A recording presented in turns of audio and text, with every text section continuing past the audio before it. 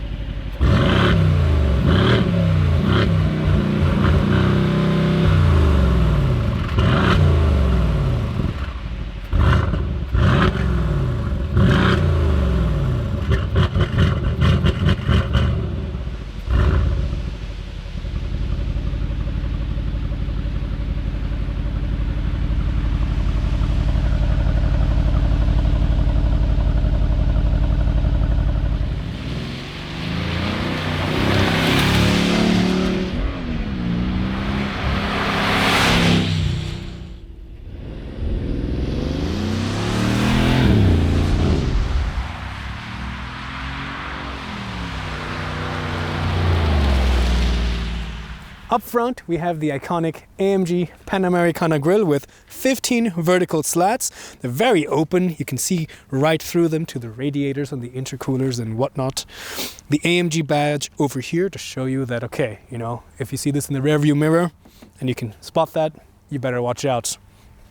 A very large three-pointed star right in the middle. It's two-dimensional because this houses the radar sensor for the adaptive cruise control. Plus up ahead on the rear view console you can see that there's some cameras and sensors as well for the lane keeping assist, traffic crime recognition and other assistance systems. The bumper is very aggressive, very powerful, really low down, very large air intakes. This one is fixed, but the one on the right is open. There's another cooler over there. There's a large front diffuser and splitter down here with a glossy black plastic effect along the bottom. And overall, I think it's a very sharp front bumper. In terms of headlights, well, we have the LED intelligent light system here. This is an option. Even in the regular GLC 63, you get regular LED lights. There's the daylight running light over here and two large main beams. What do you guys think? Let me know. Put it down in the comments below. The GLC 63S is 4.6 meters long, it's 1.9 meters wide, and it weighs about 2,000 kilograms. So while it's quite a heavy vehicle, it's not necessarily that large. It's still quite, maneuverable. So let's take a look at the side. First thing you'll notice is while this is still an AMG, you have black clad plastic along the wheel arches and the bottom of the door and the body, so it still has a little bit of that off-road character. These wheel arches are also flared out a little bit on the rear and in the front, so it kind of makes the car look a little bit wider and have a wider track. The GLC 63 as standard comes with 19-inch alloy wheels with the option of getting 20-inch wheels, as well as these very beautiful AMG forged 21-inch wheels with a central locking hub. And this is the 63S, so the wheels are a little bit different. And then of course we have the all-powerful AMG performance brakes with ventilated discs, a huge caliper with multiple pistons, and a perforated disc for cooling as well. It's so powerful, I'm sure it can stop the Earth from rotating. As we go further down the side, well, on the side you can see here that we have the V8 Biturbo 4MATIC Plus logo. So in case you ever forget what it is inside the hood, there it is right there. A glossy black outside rear view mirror to kind of add a little bit more menace. And that design pattern is continued along the window frame, where you still have a dark black glossy finish. Nice swooping lines, very subtle along the side of the body. Gives a very subtle play between light and light and shadow. As we go towards the back, this is the standard body type, the SUV body type, so it's a fairly squared off body type. It does slope, the roofline does slope, and the last rear quarter window has a much more sharper rake to it. But you can also, of course, get the GLC 63 in a coupe version, where the body in the back slopes down considerably. But I personally don't really like the way that looks. What do you guys think? Would you think the coupe is better than this? Put it down in the comments below. Here at the back, starting at the top, we have a spoiler. It does kind of taper up. There's a lip over here, which kind of hints that maybe it does add a little bit of downforce. I don't know. And a nice blacked out rear window with a wiper. And of course, the AMG badge over here. It's always a little bit of pride and ownership when you see a nice AMG badge. The 3-pointed star, this also has a rear view camera which drops out. The rear lights are also LED. In this case, we've turned on the lights for you guys so you can get an idea of how it looks. As we go further down, now this is where things start getting a little bit more aggressive and a little bit more mean. We have a blacked out part of the lower bumper with a diffuser in the middle and quad tailpipes, actual tailpipes with AMG stamped on the outside. They have this rhodium gray dark metal finish and color. Looks really menacing, sounds really great. We'll show you in a couple seconds.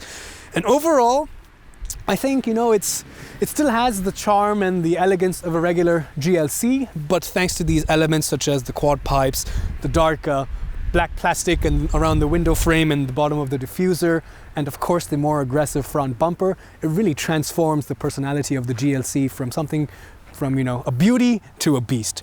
What do you guys think? Do you like this, or do you prefer, you know, one of its rivals, like for example the Macan Turbo? Which one is better to you in your opinion? Let me know. A power tailgate to open the rear hatch. Goes up, I would say it's a little bit on the slower side, but you have a flexible parcel shelf which you can move out of the way very easily, as well as detach it all together again very easily, like so. And then now you have a much more open loading area. It's very rectangular. There is no obstruction from the wheel wells or the wheel arches, so a very flat loading area. Not much of a loading lip here either. And some scuff plates so that you don't damage the bodywork when you're loading heavy items. Looking inside, well, we have some tether points on the side. We have top tethers with isofix points for the child seats, as you can see on this side. A 12-volt power socket over there. This is to raise and lower the car with the air suspension. It doesn't seem to be working right now. I think I need to turn the engine on, but that's what it does. And of course, you have switches to automatically fold down the rear seats. They fold in a 60-40 fashion with the ski hatch as well. So you have a technically 40-20-40. And as you can see, it's a completely flat loading bay. The seats also fold down completely flat. There is no lip, there is no obstruction anywhere. So you can really haul a lot of cargo in this car.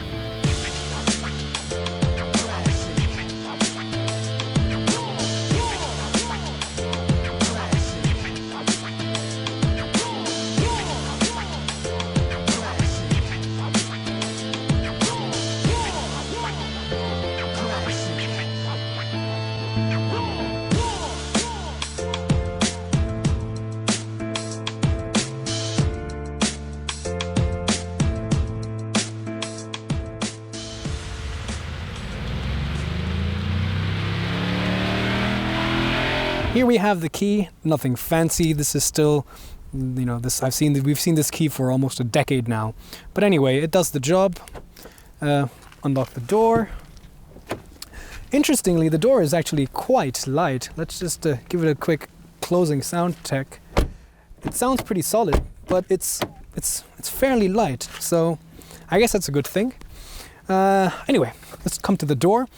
Well, as standard, the GLC 63, the regular version, comes with sports seats and artificial leather and microfiber upholstery, but you can obviously get the more expensive leather package. So we would recommend you just stick to the regular version and be a little bit more friendly towards the animals and not have leather.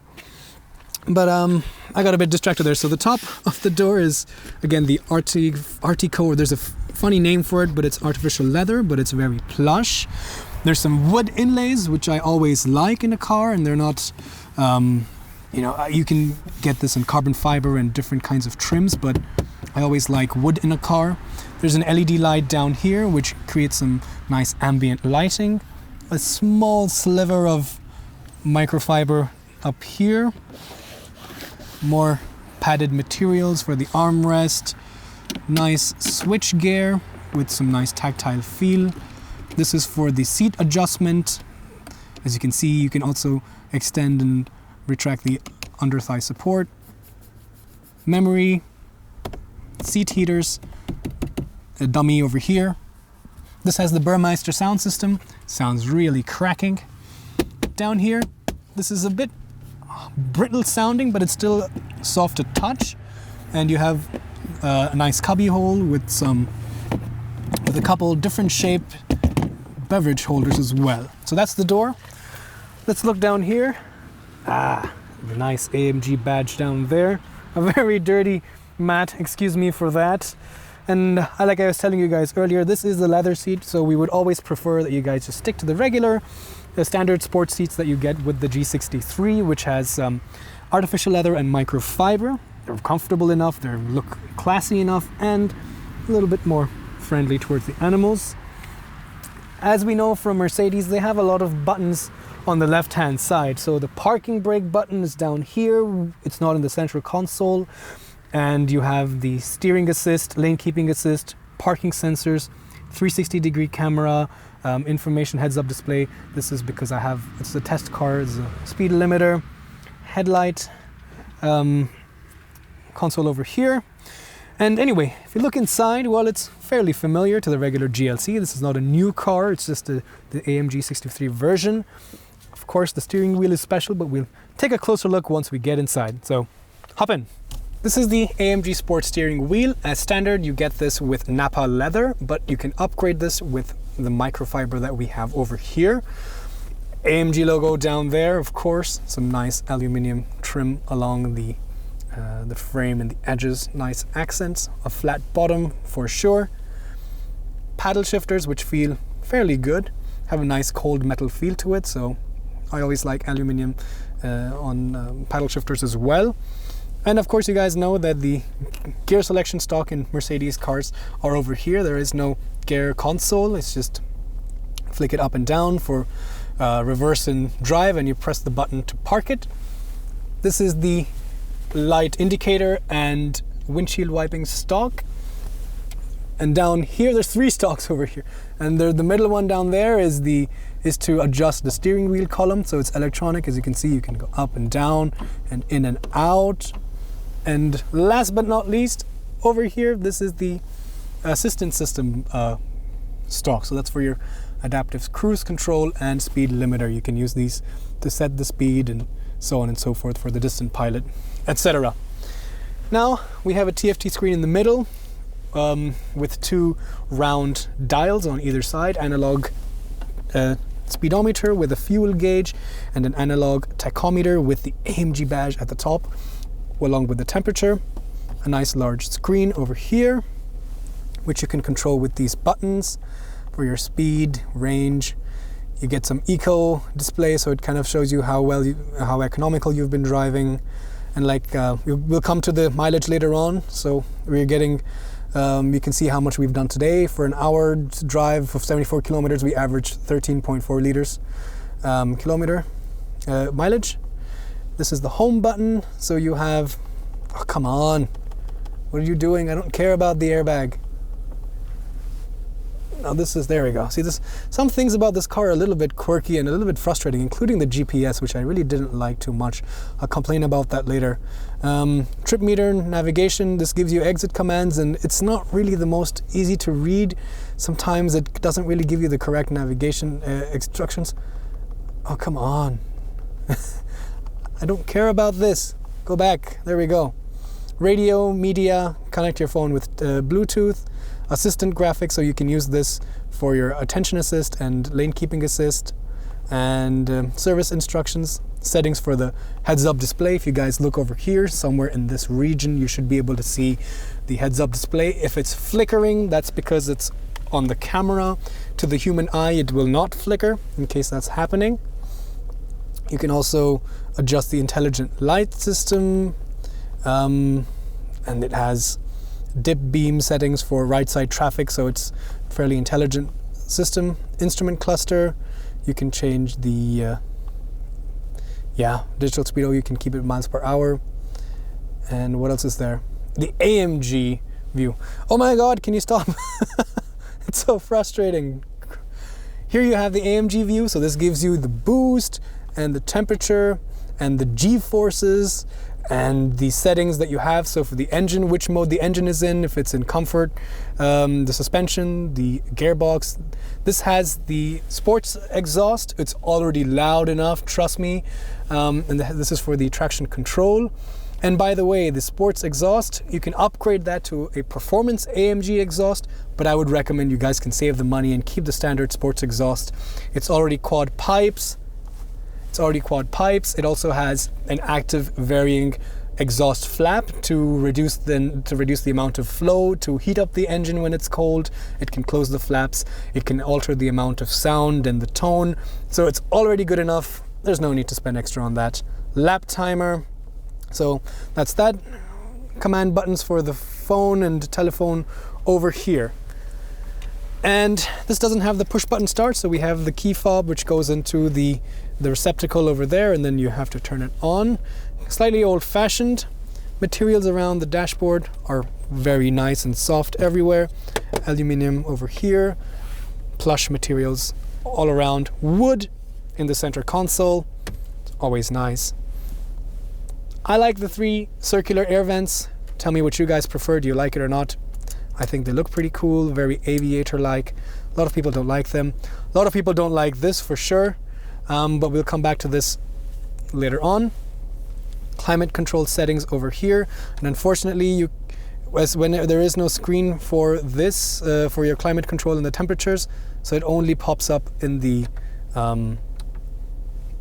infotainment screen, which I wish there was at least a small number here, or an LCD or something which shows the speed. Everything is controlled here, and you have to wait for this thing to gingerly pop up at its own pace, and then you can see the temperature. It's these kind of things I really don't like. And you can set this control to the climate control mode over here, but I mean, then what about your navigation? So I'm not too happy with this, to be honest. Down here, CD changer, navigation, radio, media, etc. hotkey buttons. AMG logo on this cubby hole cover. Retracts slowly, it's damped. 12-volt power socket. A place to keep your phone. Couple beverage holders, which you can easily remove if you don't want that there. And down here is the console to control your infotainment, because of course it's not a touchscreen. This is for the drive mode selector. This is a pretty cool selector. It's got a nice cold metal touch to it. It's got a knurled finish on the edges and this nice little indentation for you to quickly, jump between the modes. I'll come to the modes later on when I'm showing you the infotainment system. There's basically comfort, sport plus, sport and race, or rather comfort, sport plus, race, and an individual mode. This is for the gearbox. You can change it to manual setting if you want. While you're driving, you can already start setting up these things. You can set if you want it to be manual or automatic. You can set this suspension to comfort or sport plus. While you're driving, you can turn off the traction control with that.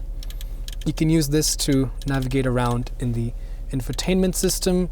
You can also go back and forth like a joystick, up and down. And of course, you can also. Oops! I think I did something with the with the climate control. There we go. Let's leave it off for a while. What else? Where was I? Yes, this. And then if you don't want to use this, you also have this. So you can use this. This is a trackpad, so you can move around with this, and it also has a click function and click to go back, fast forward, and go to your favorites. A volume knob over here with a nice knurled finish, a roller, and you press it to turn off the infotainment system. This is the exhaust button, so if you want it to be loud, you can quickly change the settings from Comfort to Sport Plus with this. Auto shut off, and thanks to the air suspension, if you press this, the car will lift itself up. Phew, quite a lot of things. Again, I think some of these systems are not the most intuitive. I guess if you own this car and you drive it on a regular daily basis, you get used to it. But some things, I think Mercedes, you kind of have to relook some of the way you guys, the way the system works to make it a little bit easier to use. You have a lockable glove box. It's also soft touch plastic, and it's damped, felt lined. You also have a shelf up here as well. The center armrest is also quite plush and soft, and you press that button, it splits and opens up, and you have a nice deep cubby hole down here with a couple USB ports and an SD card slot. Now let's take a quick look at the infotainment system. I'm not that impressed by this. I think it's a little bit outdated. For example, you can see that the top of the navigation is has this really silly cloud-like thing, which doesn't change. If you zoom in and out, I know it's still always there. Like, okay, that's a really weird orientation, and yeah, and sometimes it doesn't give you the right exit commands in time. It's a little bit tricky to use. But apart from that, it's not a touchscreen, so you have to use the controls down here. You have a hotkey button to go to navigation. Then either using the trackpad, touch-sensitive trackpad, or the rotary dial in the console, you can check your driving information. So you have temperature and traffic and detours, compass, previous destinations, search for destinations, and yeah, some random things like that. You have a travel guide, which gives you travel data if you have some information preloaded with points of interest and such. You can also have something called as a route flight, which I think is not really that useful. So if you press play on this, it shows you where you are and it shows you where you're going. That's about it. That's all it does. Of course, if you have a longer trip, then it kind of shows you like a quick overview fly through of your route. Anyway, radio, regular thing. You have FM, DAB, digital radio. Lots of things to choose from there. Media, you can connect your phone with Bluetooth. And of course, you can have a telephone Bluetooth connected as well. And I said I'll show you guys the driving modes. So with the roller over here, you have sport. Let's start with the top. First, you have individual, where you can change everything you want and you can adapt them with the different settings that I showed you. Then you have comfort, so the engine, suspension, gearbox, and ESP, and the exhaust. Then you have sport. You can see this as we keep changing. It adapts. You have Sport Plus. And finally, you have Race, where the stability program is also limited. You also have a 180-degree top-down view, as well as a 360 view with the cameras. There's a camera in the front, a camera in the back, and two cameras pointing downwards in the on the outside rear view mirrors. Jonas, keep the brake pedal pressed. I'm going to put it into reverse. You guys will also notice that we have a reversing camera. It's beeping because our tripod is right there. You can also have a 360-degree view for this, and it has dynamic guidelines. And finally, the climate control. You can also use this button here to change the get the climate control onto this. You can, yeah, it has climate control on, so you can set the temperature. Where we go. You can use this to turn it up and down. And then you have two different zones in the front. Air distribution, airflow, so this would be the speed. So if you want to, you can control it with this. But the most important point is if you use this system over here, you can at least see what you're doing instantly if you have this mode on. That's about it. The rear window is tinted. The door opens fairly wide, so getting in those baby seats and child seats and getting in generally is quite easy. You have nice padded materials up here, some wood, the Burmeister sound system speakers over here, more ambient lighting, microfiber, plush materials, nice door handles, nice switchgear. For the most part, I do see a little bit of a gap over here where I can kind of put my fingernail through. But anyway, I think I can forgive that. But this bottom part is hard plastic. Anyway, let's get inside. You have a handle up here to grab onto. Again, thanks to this being an SUV, the ride height is quite high, so getting in is fairly easy. You don't have to stoop down low. The seat is fairly comfortable, has a nice recline angle. I am 5'8" or 1.7 meters. The seat is set to my driving position. I have ample amount of knee room. I can slide my feet under the front seat, even though this is in the lowest position, so I'm a lot more comfortable. There is a seat back pouch to store some items. And it's also nice that I always come over here, you see that Mercedes puts the seat belt buckle tucked away in this little receptacle. So when you're not using it, there's a nice place for it to be stowed away. There's also side airbags, and you can use the switch over here to tumble the seat down if you wish. Isofix points for the outside two seats. The middle seat is astonishingly comfortable, actually. There is barely any change in height from the outside two seats. Yes, the backrest is a little bit on the firmer side, but it's not that bad. The transmission tunnel is also very reasonable. It's not that tall, it's not that big, it's not that wide, so you can still put your leg on either side or share it with your co-passengers. I want this screen in the front as well. Now I can easily quickly see what temperature I'm choosing and what fan speed I'm choosing. And I mean, this is what I wanted in the front. There are no USB sockets down here as standard. And let's take a look at the center armrest. Give it a shake. That's not too bad, I would say. This also has a cubby over here with some felt line, so that you can felt lining. They can keep some items like an iPad or something stowed away, and some fancy looking cup holders. Dun dun dun! There it is. This is the AMG 63 handcrafted engine. It's the 4-liter bi-turbo V8. This engine is used in a lot of other AMG cars as well, like the C63 or the AMG GT. Of course, in different guises and tuning and different variants, but essentially the same. You can see Mr. Dominic Stark, cheers to you. Shout out if you're watching this video. I've driven your engine today and I was really impressed. So the standard GLC 63 makes 467 horsepower from this engine, while the S version that we have here makes 510 horsepower. If you've watched our channel earlier, you would have seen Thomas's review of the GLC 43 AMG car. That car had a 3-liter bi-turbo V6, which made 367 horsepower.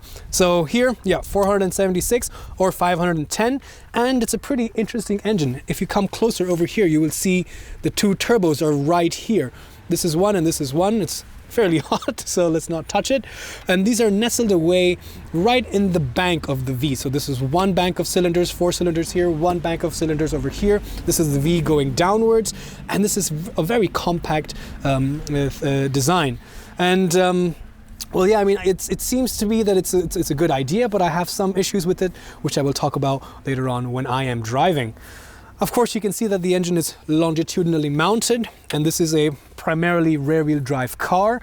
The transmission is a 9-speed wet multi-plate clutch, which goes to the rear wheels, and it branches off with a separate drive shaft, which comes, of course, offset next to the engine and goes to the front axle. And that is an open differential, and it's an on-demand all-wheel drive system, the 4MATIC Plus. So the electronic clutch there engages and disengages and allows a little bit of slip, and that's how it transfers the torque to the front wheels. This being the S version, we have a electronic limited slip differential at the rear axle. I'll talk about that later. The standard version gets only a mechanical limited slip differential. This engine is good for, in the standard guise, 650 horsepower. Here it makes even more. The regular GLC 63 goes from 0 to 100 in 4 seconds, whereas this one does it in 3.8 seconds. And finally, top speed, electronically limited to 250 kilometers per hour. Big numbers.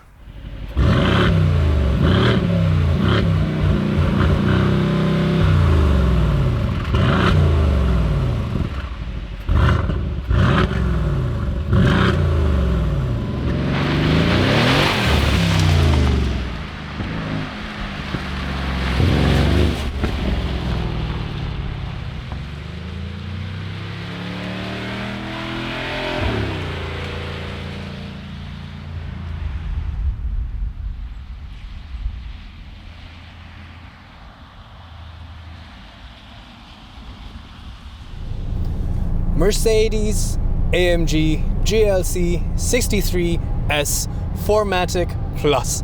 That's quite a mouthful. It's a very elaborate name, but then again, this is quite an elaborate car. We're driving the S version, so that means that this car has 510 horsepower. It's the same 4-liter V8 bi-turbo petrol engine. This has the AMG Performance Speed Shift MCT transmission, which is a fancy way of saying it's a 9-speed wet multi-plate clutch. The engine is longitudinally mounted. There's a propeller shaft that goes to the rear wheels. So it's a primarily rear-wheel drive car. But over here, there's at the end of the transmission, there's an electronic clutch, which has a drive shaft which goes to the front wheels, and hence on demand this clutch engages and transfers up to 50% of the torque, depending on the amount of slippage, to the front wheels. This is the 4MATIC Plus. This also has the AMG Sport suspension in conjunction with the air suspension, which means that there is a multi-chamber air suspension with the AMG rated spring and damper setup.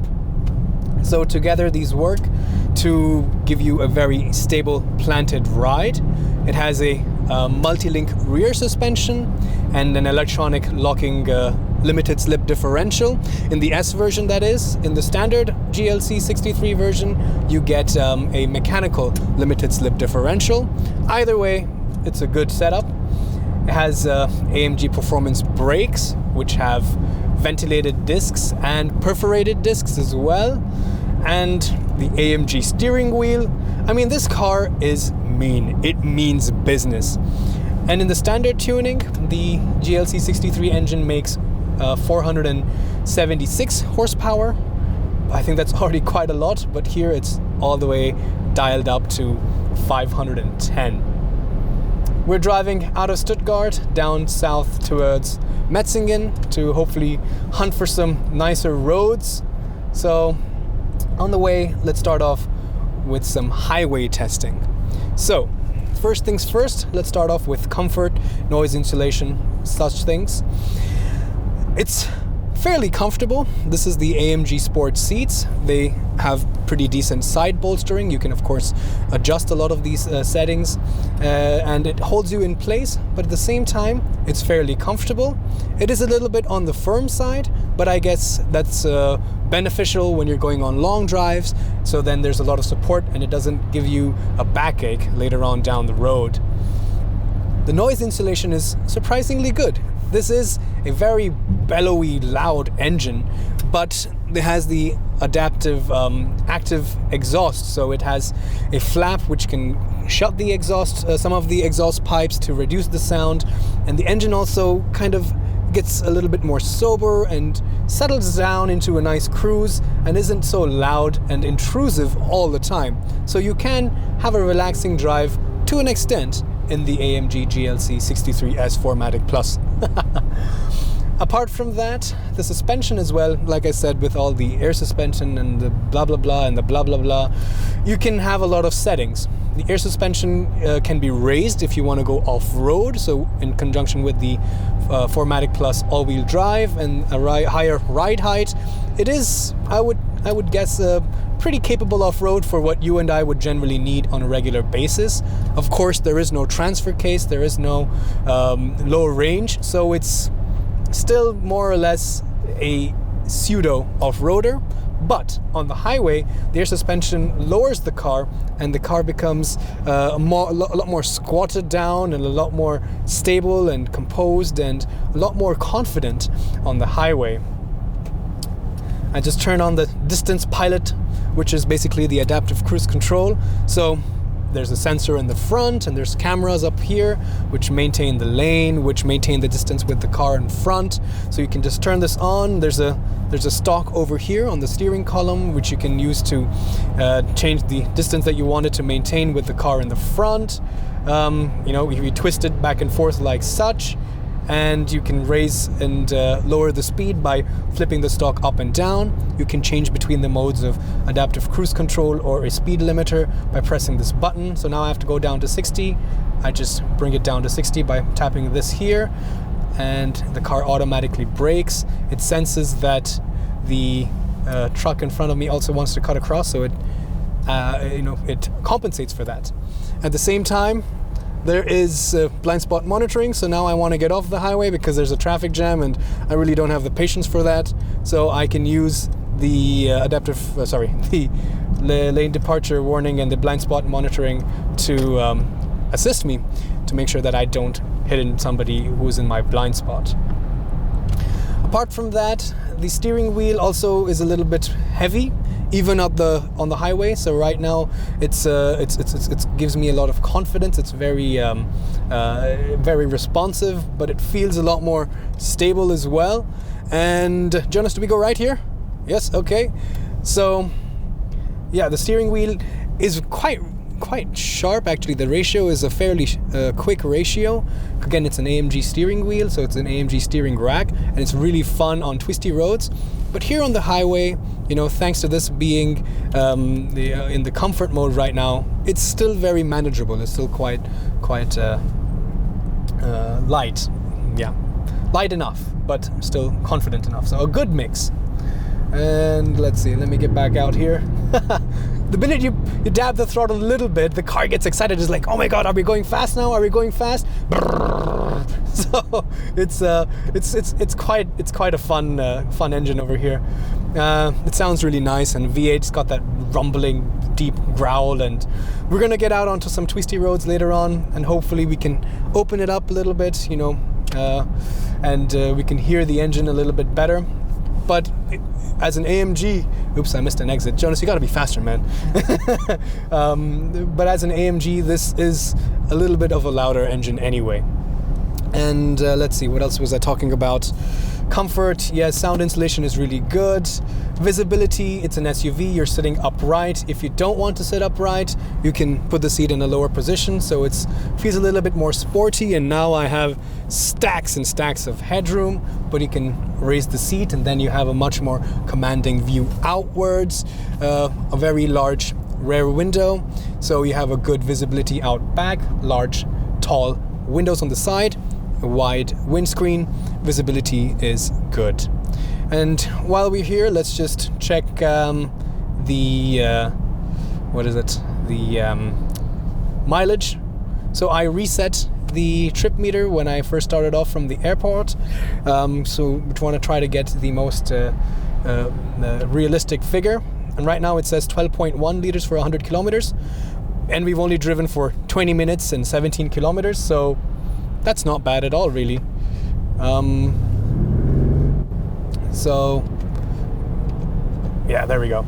So I think it's it's a fairly decent number. The claimed mileage figures overall in a cycle of extra urban and urban is about I think about 9. They say about 10.3 in city or in fast driving conditions, and up to about 8.5-ish on the highway. Of course, I really doubt you're going to see an AMG 2.5-ton SUV doing numbers as low as 8.5 on a regular normal human being driving style. It's only laboratory conditions, so I think even if it's around 9 or 10, I think it's a very respectable number. And of course, mileage is important, yes, but if you're buying a GLC 63S AMG, I don't think mileage is going to be too much of a concern. Not too much. So in that sense, 11.7, and it's going down.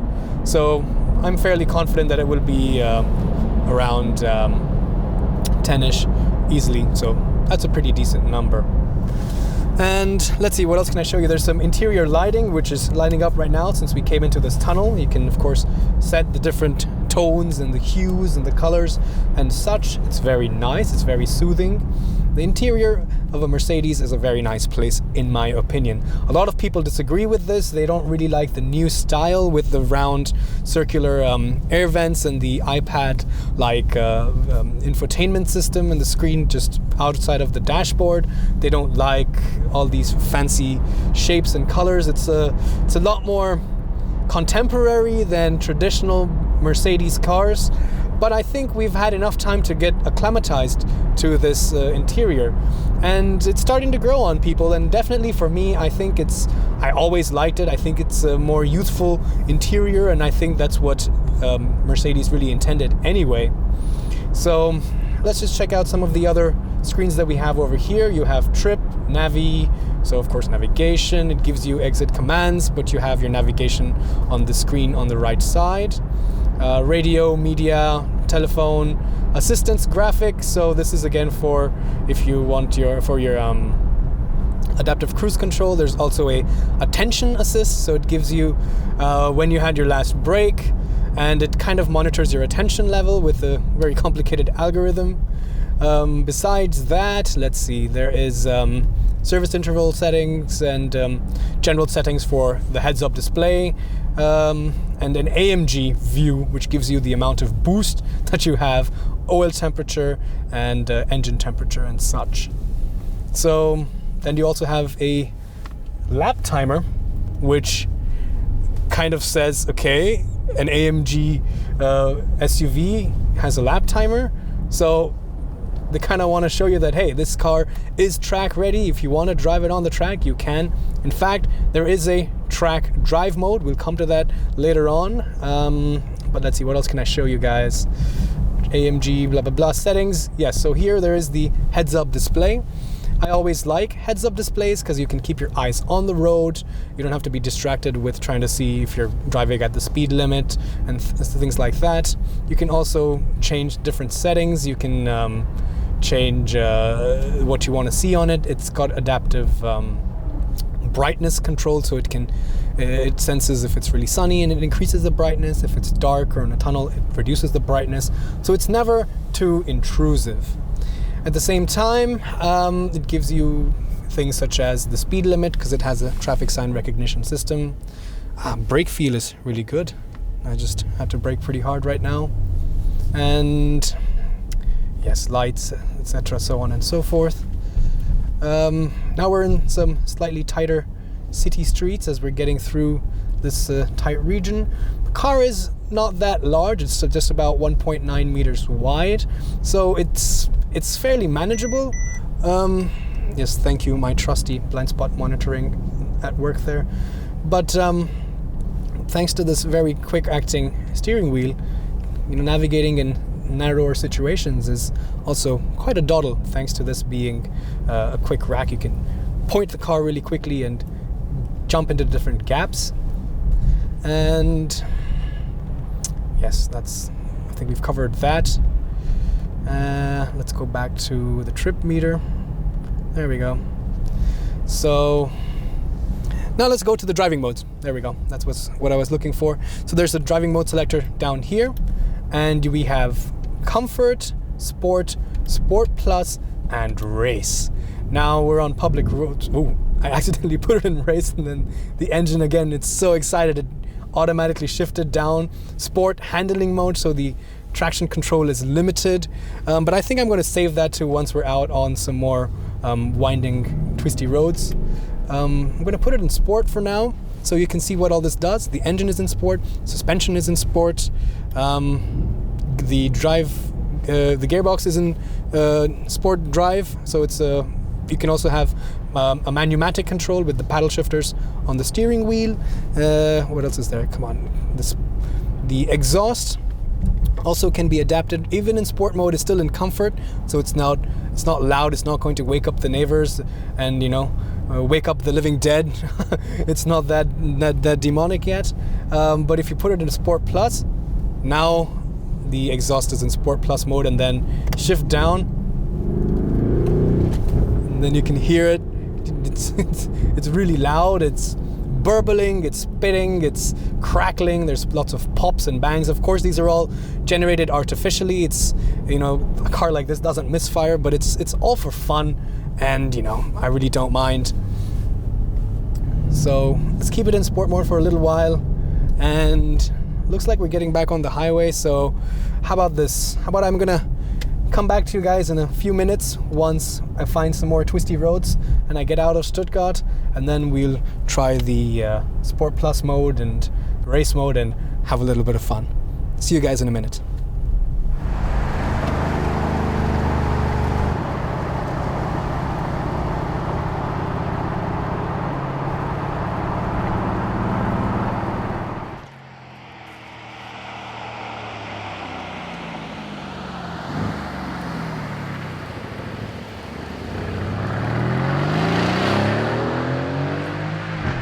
Okay, so we got off the highway and we're getting onto some more winding roads. So now let's have some fun.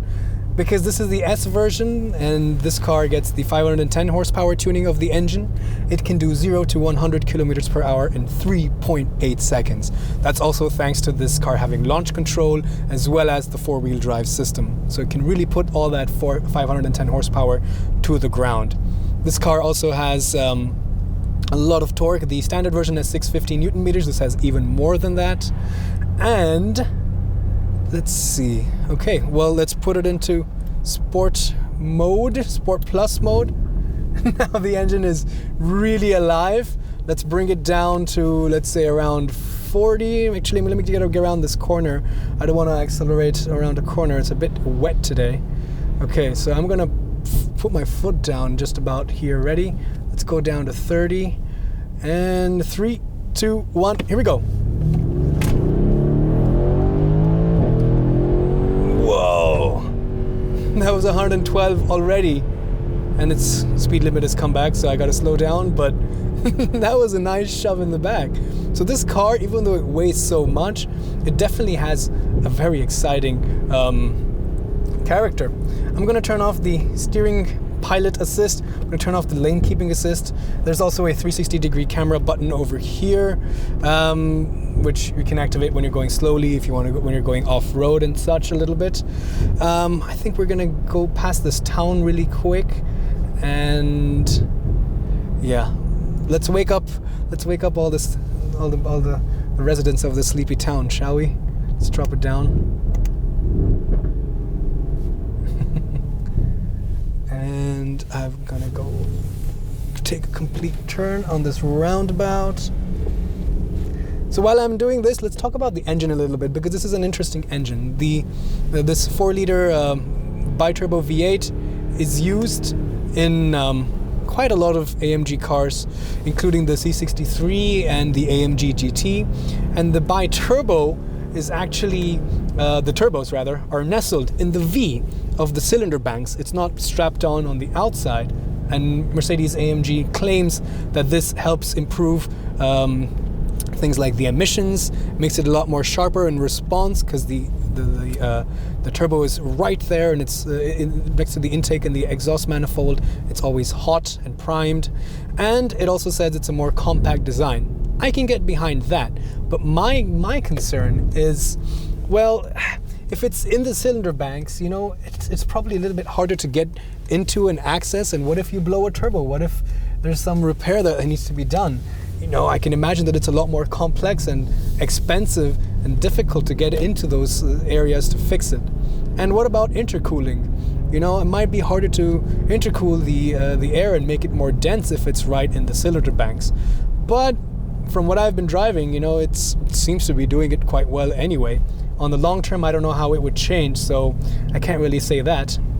But again, since this engine is used in a variety of other AMGs, it's not something new. It's kind of tried and tested.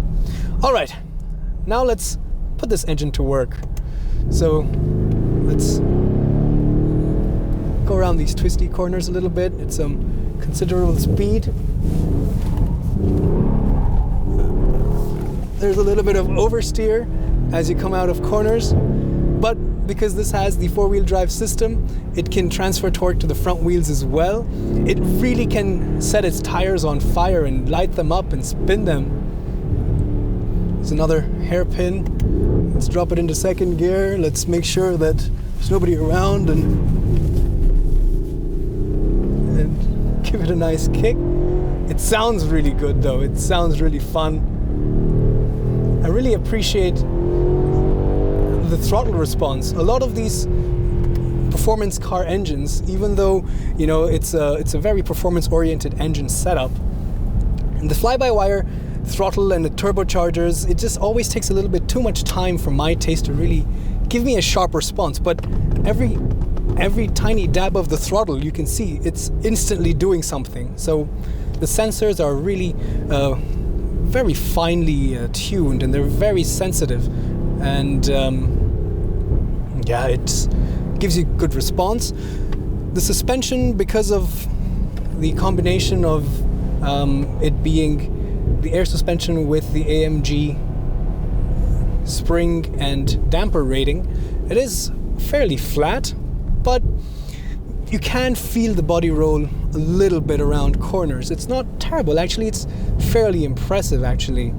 But the ride is a little bit compromised, that's for sure.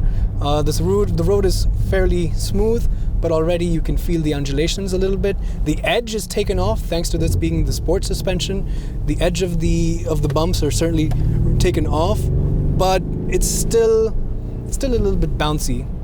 And because this is the dual clutch, it's the wet multiplate clutch transmission, it has dual clutch functionalities. So that means that it can preload the next gear that you want to engage. It's intuitive and it's smart, so it knows, okay, if you're accelerating, you're probably going to want to shift up. So it primes and preloads the next following gear, and then it just transfers the clutch from one shaft to the other drive shaft, and you have an instant response in the shift. So 4, 5, it's just bam, bam, bam, really quick. But because of the V8 and it's the turbocharger, there's a lot of torque. I mean, this is a very torquey engine. So you can, if you put it in fifth gear as well, you know, let's put it in fifth gear, let's put it into seventh gear, let's put it, and then, you know, we're going at 60, there's still plenty of grip. Yeah, turn off the traffic navigation, the traffic announcement. But on winding roads, this car is a hoot.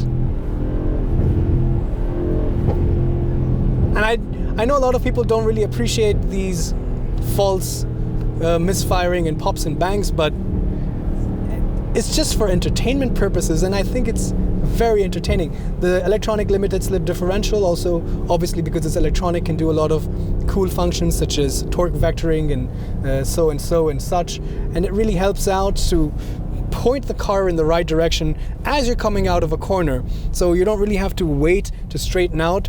It kind of uses the yaw control to bring the front pointing in the right direction through the mid corner, and then you can just get on the power early on, and then the 4MATIC Plus will transfer torque to the front wheels and it'll pull you out in a straight line and shoot you forward. There was a little bit of torque steer that I did feel when I was accelerating earlier. Right now I'm kind of stuck behind some slow cars, so how about this, we'll give ourselves some space up ahead, make sure there's nobody behind us, and then I will try to accelerate again, and we'll try to observe how much of this torque steer that we can really notice. Okay, let's see. Okay, there's a little van coming up behind me, so I'm going to floor it. Not so much, I guess. The steering wheel was fairly straight, and it weights up really nicely around these corners. Like right now it's so heavy, and I love a heavy steering wheel. Brake feel is good, doesn't really squirm. There's so much of weight, it's just gripping the tarmac really well. The tires are good. This has the AMG forged wheels as well, so very thin rubber, which means there's no flex in the sidewall of the tires. So overall, it's pretty good. Let's just, for fun, check our mileage, since I've been driving it pretty fast right now. It says 13 liters for 100 kilometers. When I was just exiting the highway, the number had already come down to 10.8-ish, so it was already a fairly decent number. Of course, if you drive like this, then you're gonna get very high consumption, obviously. But I think it's pretty cool. So, the AMG, let's see, Mercedes-AMG GLC 63 as 4MATIC Plus. Elaborate name, elaborate car, but if you want to spend a little bit over 100 grand, or depending on the options, quite a lot over 100 grand, and you want a car which has plenty of space for 5 people and luggage, can go off-road a little bit, has a Mercedes badge with the Mercedes interior, and can also be really fun around corners, then I think this car should definitely be on your list.